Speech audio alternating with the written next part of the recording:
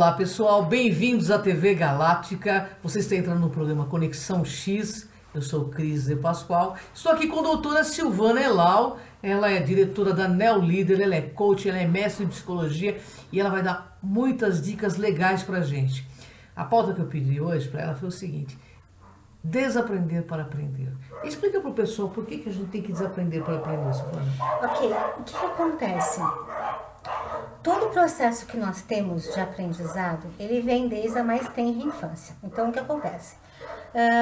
As situações que vão acontecendo com a gente, emocional, o que é bom, o que não é bom, elas acabam sendo guardadas de modo inconsciente, tá? Dentro da gente, no nosso cérebro. Toda vez que alguma situação chega a acontecer, de forma parecida ou igual, ou mesmo você entende que é parecida, o tipo de resposta tende a ser o mesmo. Qual é o problema de tudo isso? A gente estava conversa muito sobre neuropsicologia, neurociência.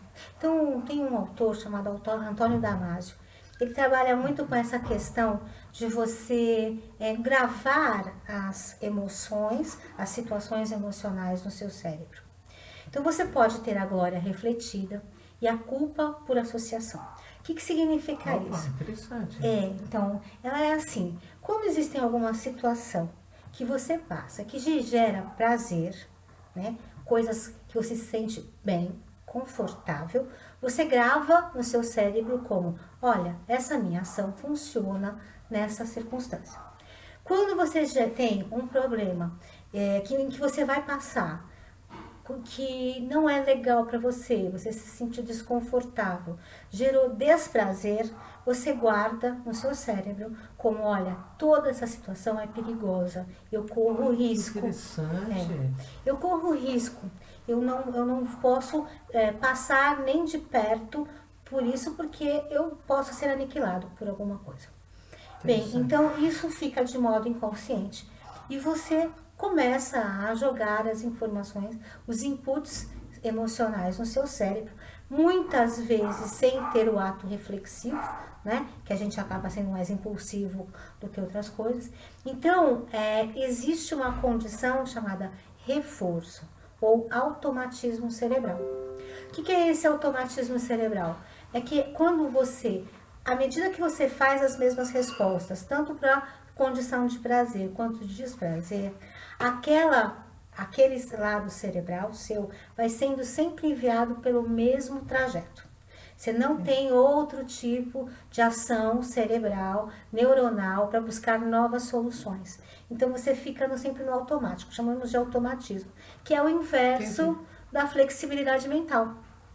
Que é quando a pessoa procura outras situações, então ela pega outros caminhos de conexão na própria situação de pensamentos, né? De você encontrar outras situações. Ok, então por que nós dizemos que nós às vezes precisamos desconstruir ou desaprender para aprender de novo? À medida que você vai crescendo, todos esses pensamentos passam a ser o que a gente chama de pensamento automático. Então você não para, você responde automaticamente às situações. Olha que interessante. Tá? Vamos dar um exemplo: medo de errar. A gente tem o medo de errar. Então, muita gente acredita ou tem aquela crença irracional que se eu errar, eu serei um fracasso e ninguém vai gostar de mim. Qual é a tendência dessa pessoa para o resto da vida? Evitar qualquer situação onde ela possa errar. Se ela não tiver absolutamente certeza daquilo que ela vai fazer, ela jamais vai entrar em algum tipo de desafio. Então, são as pessoas que ficam mais presas por isso. Qual é o pensamento automático dela? Se eu errar, eu sou burra? Se eu errar, eles vão me deixar? Eles não vão me considerar? Entendi. Então, não faça. Não faça isso. Então, muitas vezes, eu não sei se vocês já passaram por isso, né? Eu já passei muito por isso. Então, vamos compartilhar. A gente, às vezes, está assim, numa aula ou num debate e a pessoa fala uma coisa e você fica lá por dentro querendo falar, eu sei, eu sei, eu sei. Chega na hora H, você não fala e o outro fala e fala, tá vendo? Eu sabia, eu tinha que ter falado. É engraçado isso, né? É porque isso ocorre mesmo, é interessante. Acontece. Você está falando, eu estou vivendo em muitas situações. Então, e essa é uma situação, Cris, que ela é, na verdade, bastante comum, mas as pessoas acabam não se atendo a esse fato. Mas, normalmente, são essas situações que aprisionam as pessoas nos seus mundinhos. E é aí que começa a gerar a zona de conforto, eu só faço aquilo porque eu não sei o que vai acontecer. E aí que vão acontecendo de você deixar de acreditar em você.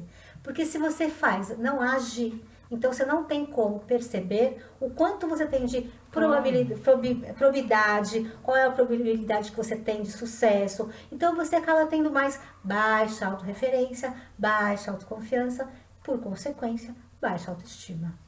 Nossa, o assunto é tão interessante porque é verdade isso que acontece. Você não tem aquela coisa que você emperra?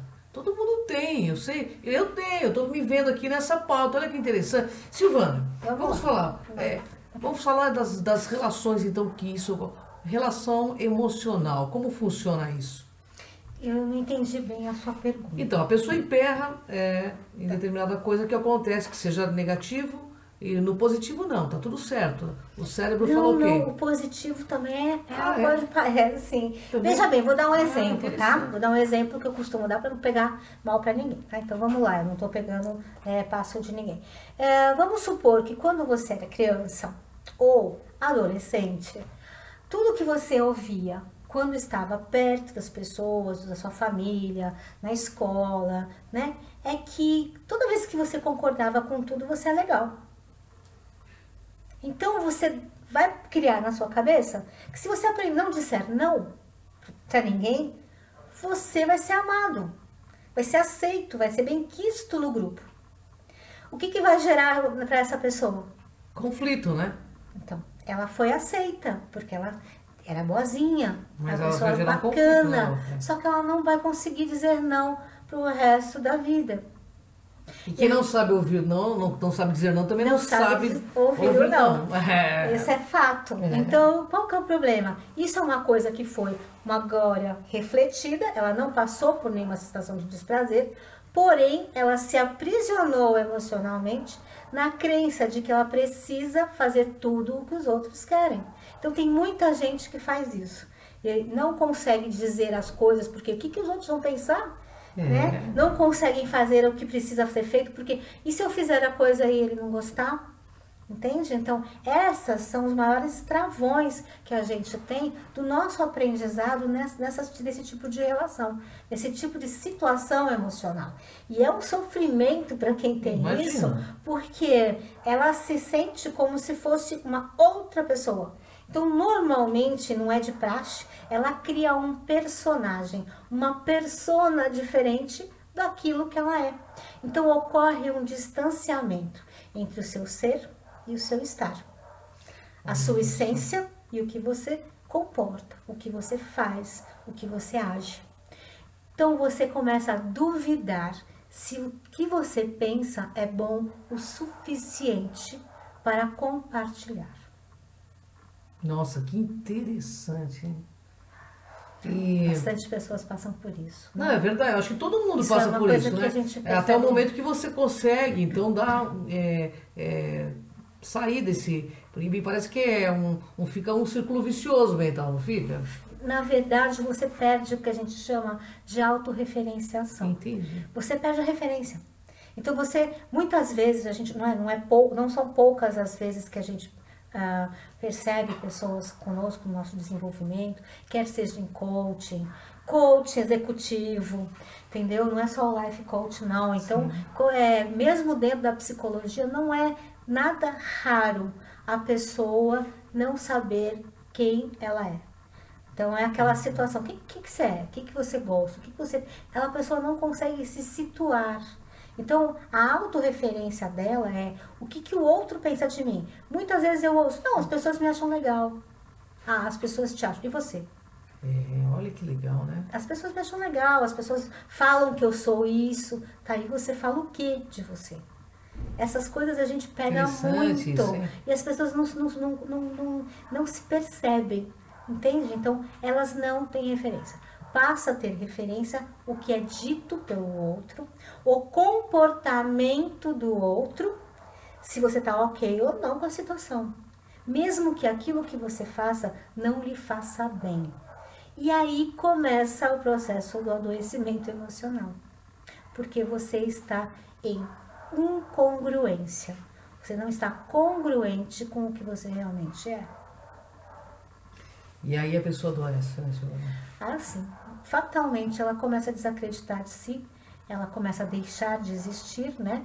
No que eu digo de deixar de existir não é que está morrendo, não. É que ela passa a não ser vista, ela não tem, por exemplo, não consegue ter visibilidade no trabalho, ela não tem visibilidade com os amigos, ela passa a ser um coadjuvante sempre, né? Das situações. E tudo bem que ela sempre é convidada, mas não é uma pessoa que ela pode se manifestar com bastante tranquilidade. Ela não se manifesta de modo tranquilo, sabe? Aquela situação sempre trancada. Será que eu posso? Será que eu não posso? E se eu disser? E se eu não disser? O que eu faço agora? Vai ser bem? Vai ser mal? Não, então ela perde a espontaneidade. É uma pessoa não espontânea. O que acontece com tudo isso, Cris? Que eu sei que você vai perguntar. Claro que eu ia perguntar. Então, o que acontece com tudo isso? A pessoa não coloca a energia dela no fluxo. Entende? Ela trava as coisas. Então, começa a não aparecer namorado, nem namorada. Os empregos ficam diferentes porque ela fica encapsulada. Ela não consegue se soltar. As pessoas não conhecem ela. Ela é sempre um representante de um outro alguém. Compreende? Então, quando a pessoa começa a ter visibilidade, soltar suas energias, soltar o que ela é de verdade, pôr pra frente o que ela pensa, independente do que vai ser, se a pessoa vai gostar ou não, tudo bem, somos amigos, a gente se gosta, a gente só não pensa igual, tá tudo certo. Vamos em frente, entende? Quando ela começa a fazer isso, ela passa a ser vista. Aí ela passa a existir em conformidade e congruência do ser e estar. Teve uma pessoa que uma vez me disse, há muito tempo atrás, que a solidão é a distância entre o seu ser e estar. Entre o que você está manifestando e a sua essência. E isso é a coisa mais séria do mundo. E depois gera depressão, porque você não sabe se situar no mundo como uma pessoa normal, né? Uma pessoa que tem fluidez, que consegue ter harmonia, que trabalha solto. E nas interrelações pessoais, isso também, eu acho que deve afetar muito os relacionamentos, né, Silvana? Sim. Casamentos são dissolvidos por conta disso, porque você acaba sempre fazendo o que o outro quer ou vice-versa, né? Na realidade, Cris, quando um parceiro, né, do casal deixa de existir, não há mais casamento. Porque o casamento é a união de dois indivíduos, é a individuação, é a construção dos dois. Uma relação, se tem uma coisa que eu consegui nessa vida com a minha dupla, meu esposo, é exatamente a maturação do afeto entre duas pessoas. Então isso eu posso falar para vocês de boca cheia, né? Um casamento nunca é um na frente, um atrás, é ombro a ombro. Um casamento nunca é a minha opinião sobre a sua. É uma construção de opiniões. É um respeito àquilo que a gente não concorda. É a concessão quando deve ser dada a concessão. É o não quando deve ser dito não. E é o sim quando é melhor para todos os dois. Então eu acho que quando a gente passa a entender o nosso relacionamento com o outro, ombro a ombro, que você compreende que o outro faz parte do seu crescimento, faz parte da evolução dos seus processos íntimos, né? Do seu autoconhecimento, porque o outro te acrescenta muito. E quando o outro, eu estou escrevendo até um pouco sobre isso, sobre a complementariedade que o outro tem em relação a gente, né? Nossa dupla, o nosso marido, esposa, o nosso cônjuge. Veja bem, o deixar de existir é ser para o outro o que ele quer. O complementar é estar com o outro mão na mão. Ele é aquilo que eu não tenho, ele me ajuda, me reforça, me faz aprender, me faz crescer. Aquilo que ele não tem, eu ajudo a crescer, eu gero crise, a gente está junto lado a lado, ombro a ombro, e um aprende com o outro. Olha que bacana. Né? Então, isso que é o senso de complementariedade entre duas pessoas, que eu estou precisando. Então, não é um reforço, não é uma reciprocidade. Isso a gente pode fazer com um amigo, com qualquer pessoa, mas com aquela pessoa que está do seu lado, um relacionamento íntimo, ele tem que existir e muito do seu lado. E sempre com muito respeito, porque é essa a base fundamental de uma afetividade madura. Nossa, que bacana. Silvana, nós vivemos hoje um momento de mudança. Eu vou te perguntar isso porque você, como mestre em psicologia, vai poder ajudar bastante, né, os nossos telespectadores e internautas aí da TV Galáctica e da Cron TV. Esse momento atual, parece que as pessoas têm medo de mudança, a gente percebe isso. Isso também é um reforço que nós temos cerebralmente de não querer mudar ou de experimentar o novo. Como que funciona isso mentalmente? Na realidade é assim, né? Todo novo pra gente, ele é algo... Qual que é o maior medo que nós temos, Cristina? Qual é o maior medo? É a morte. A morte, né? É a morte. É a raiz, né? É o medo raiz de tudo, é a aniquilação. Então, o sofrimento lembra a morte, né? Então, tudo que você não domina, a nossa tendência é fazer coisas que nós dominamos.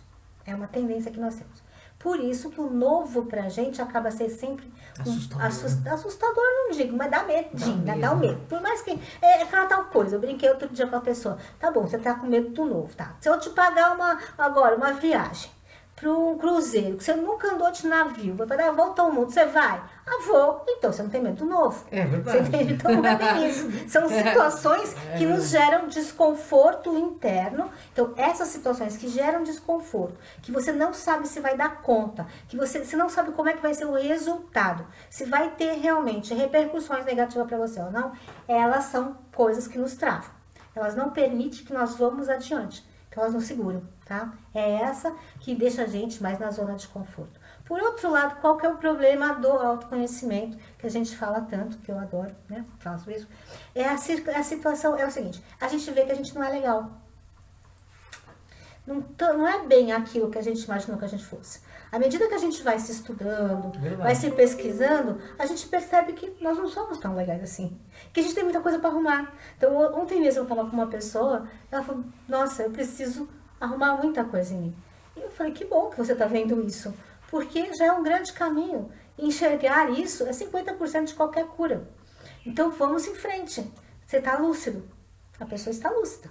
Né? Porque quando a gente começa a fugir do autoconhecimento, a nossa tendência é querer controlar pessoas, controlar situações, para que não saia daquele âmbito de variáveis, é muito grande. E as pessoas controladoras normalmente não são seguras.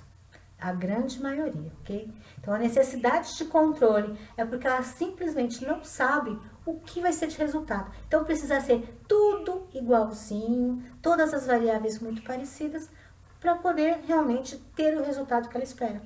Porque se não tiver, ela não sei se ela vai saber lidar com aquela diversidade. A gente não sabe o que vai gerar aquilo. E como quebrar esse padrão tão incutado, às vezes, no nosso cérebro, para poder aceitar o novo?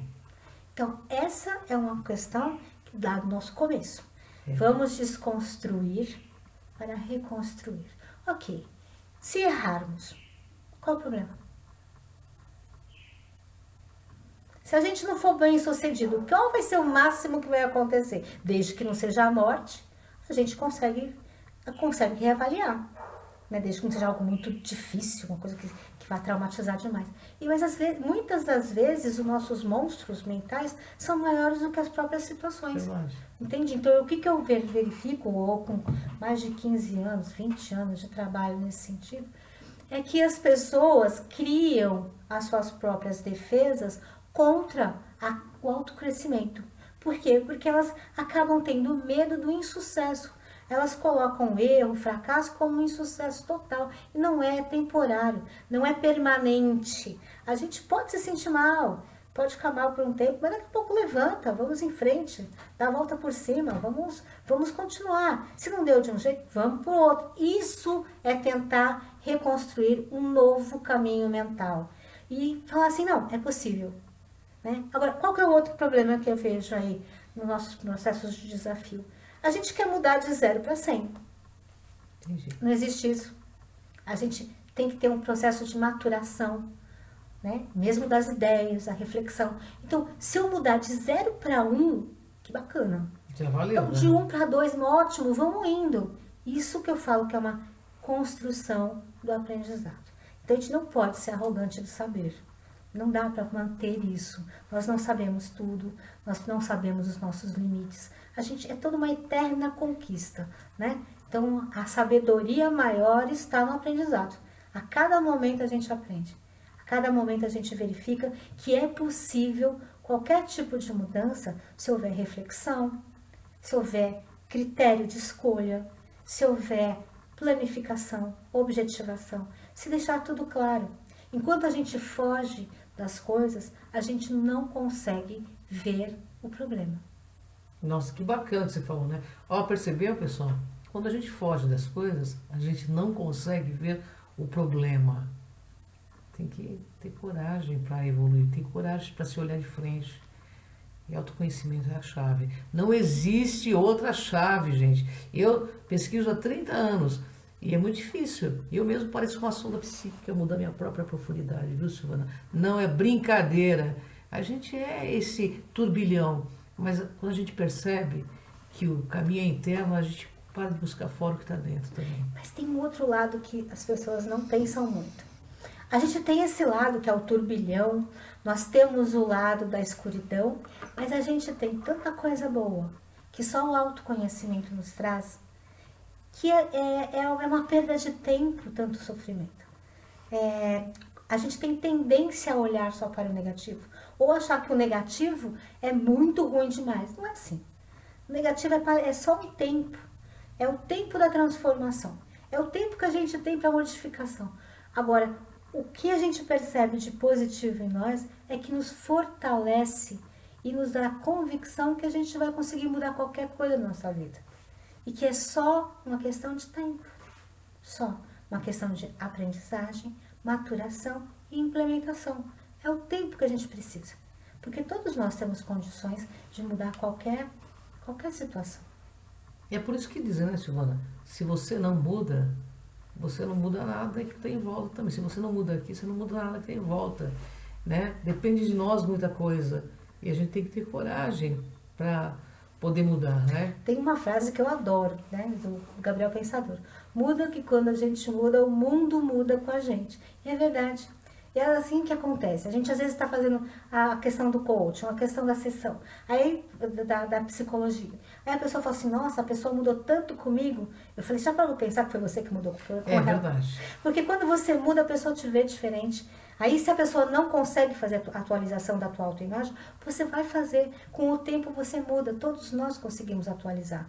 Todos nós conseguimos nos atualizar. Não dá pra gente ficar vivendo lá atrás, né? Antepassado da gente, assim, aquela coisa que sempre, né?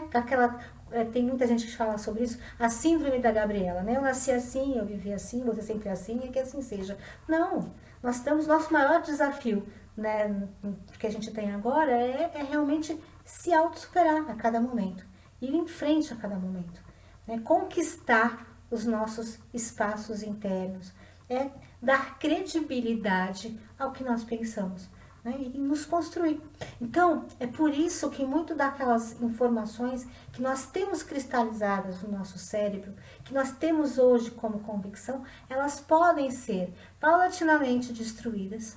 E a cada momento, cada vitória, nem que seja mini vitória, de 0 para 1, ela vai construir uma nova forma de pensar, uma nova forma de você ver o mundo e principalmente uma nova forma de ver como você vai reagir às situações e ao mundo que te cerca. Olha que bacana, hein? Bom, eu tô adorando, né? Fazer pautas com a Silvana é uma aula de autoconhecimento. Bem, mas agora eu quero falar do trabalho que a Silvana exerce, porque ela é diretora da Neo Líder e ela faz o coach comigo, então eu super indico para vocês. e ela é uma mestre de psicologia, conhece muito. Silvana, vamos falar um pouquinho da Neolíder? Vamos falar. Conta um pouquinho da Neolíder para o nosso internauta, para o nosso telespectador. O Neolíder, ela é composta por uma equipe multidisciplinar. Nós somos todos pesquisadores, a gente gosta muito de pesquisar as pessoas profundamente. E o que acontece é que nós trabalhamos lá com um processo de desenvolvimento, né? Então, se você não tem uma competência, precisa adquirir, nós conseguimos fazer com que você chegue até lá. Se você tem, nós temos psicólogos lá, né, também, que se você tem algum problema, nós também temos esse auxílio da saúde, da área profissional da área da saúde. Então, o que é a Neolíder? A Neolíder veio para ajudar todo mundo a ser, né, construtor de si mesmo, a poder chegar na sua autogestão, a ser um líder não só nas suas empresas, a ser um líder em todos os lugares, né, para ter o poder de compreensão, de autogestão e de condução das pessoas que estão à sua volta. Sempre no melhor, né, de preferência no melhor para todos. Então, com muita ética, com muita credibilidade, nós respeitamos muito todas as pessoas que estão lá. A gente espera poder fazer um bom trabalho sempre. E faz. Bem, eu gostaria que a Silvana passasse os contatos da Neolíder para que você, né, procurasse a Silvana na hora que você precisasse. Pessoal, nosso site é www.neolider.com. O telefone para contato é 4426-4874. Então, nós aguardamos o seu contato. Qualquer dúvida, estou à sua disposição. A gente pode conversar, fazer um primeiro bate-papo. Não é um contrato fechado na primeira vez. Nós também temos o coaching online, trabalhamos com isso. Olha que legal. Com crianças também, né? Com crianças é presencial, mas nós fazemos coaching infantil para desenvolvimento a partir dos 4 anos de idade, que é a época que mais a criança se desenvolve, né? Dos 4 aos 6 anos, que vai ter a autoestima, que vai montar com parte da personalidade da pessoa.